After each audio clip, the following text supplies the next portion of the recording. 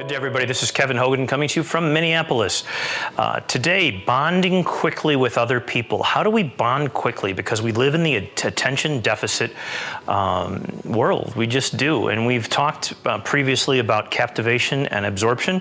And now I want to talk about a different tool for bonding quickly, really making a strong connection that is going to bring two people together. And today, it is very challenging for me to talk about this because I don't like the idea. It just happens to work better than anything.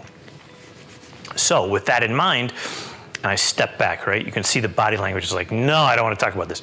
Okay, the reality is this. The most effective bonding tool is gossip. The most effective bonding tool is gossip. Gossip is where this person talks with this person about that guy over there who they perceive as a threat in some way to their self-esteem or to their safety or to their psyche or to their family or something. This person's a threat. You know what? I heard that he had done something bad at the office. I heard that he touched somebody at the office. I heard that he hit somebody at the office. I heard that he was talking about a gun at the office. I heard whatever. Two people are talking about somebody over here as if it's true. It's called gossip, right? So gossip, if you want to get literal, the way that I literally describe this is friends at first criticism. Friends at first criticism. Now, before we go on, I abhor gossip. I do not like gossip. The chances are, if you've watched me live, if you've seen me, the chances of me gossiping about somebody are almost approaching zero. They just don't happen. I don't like gossiping about somebody with another person. It's just not okay to me. And I certainly wouldn't want somebody to do it with me, although I know they do all the time, but that's just life. So gossip is friends at first criticism, and it's powerful. And there is a way that we can positively use it, which I'm going to show you in a second, because people are going to do this whether I like it or not. So I'm just going to show you a little bit more ecological way to do it than the way that people have done it in the past. So you can do the revelation of a shared negative attitude about a thing instead of a person. Okay, that's one thing that you can do.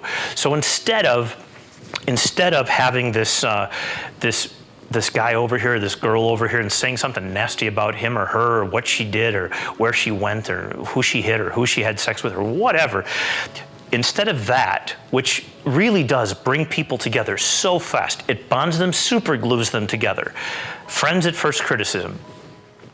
But if you have a revelation of a shared negative attitude, that works pretty well too. And that negative attitude could be something as simple as, look at that SUV that Kev is driving over there. Kev's a pretty nice guy, but he's driving that SUV, and can you imagine his carbon footprint with that thing? Now, by the way, if you ever found out I actually drove 3,000 miles a year and not 30 like most people, all of a sudden your argument would waste away. But you get the idea, right? So this is how you can actually utilize the tool, and instead of directing it at Kev, you direct it at the idea of the SUV, of the vehicle itself, which is this, big monster vehicle. It's about 4 times the size that's necessary to get down the street. So there you are, right? And now we have talked about the negative attitude about a thing. And when you talk about a negative attitude about a thing, there are things that we just don't like. If I think about, I got a neighbor with a hockey rink in their backyard. He just put it up the other night. I actually think it's kind of cool, but let's just say that I didn't like the looks of it. It's really huge. I mean, it's got to be 50 yards long, probably 50 meters long by about 20 meters wide. And they're out there pretty much every night that it's cold enough to have ice on the rink, and they play all the time. So if I was the kind of a neighbor who would actually care about stuff like this, I might say, I hate that hockey rink. It just drives me nuts. It's an eyesore. It's sitting there. Bugs me. I mean, I couldn't care less, but I could say that. It's a negative attitude about a thing. If you're the neighbor and I'm a neighbor and we say that, the hockey rink. But it has nothing to do with Darren. I like Darren. He's a good guy. But the hockey rink, I'm not thrilled, and I really don't care. But you can see the idea. So the revelation of a shared negative attitude. It could also be about a political figure. So here you could go to, that guy actually thinks that Obama is okay. This guy actually thinks that Trump is okay. These people pick the direction you want to go in. These people have problems. Now here's the difference between somebody who's your neighbor and a president. When you become president, you beg for this to happen to you. You want to be the most powerful person in the world, 50% of the people are going to hate you from square one. And then you just tick off the next 50% of the remaining 50%. This is true whether you're Obama, Trump, doesn't matter. So I'm not recommending people pick on the president or the vice president or the governor or anybody else. But all things being equal, best to keep languaging away from the community, office, the people that you actually share space with, because what goes around comes around, and it will come back around, and it comes back to cost you in so many different ways. Never be the gossip about the person at the office. If you want to gossip about, somebody who's on television or in the movies, or it's not great, but it's better than gossiping about that guy right next to you over there, or that person over there. Okay? The most powerful gossip tool is disgust. Which actually is good because it's way better than anger. Anger gets people mad and it causes people to shoot people.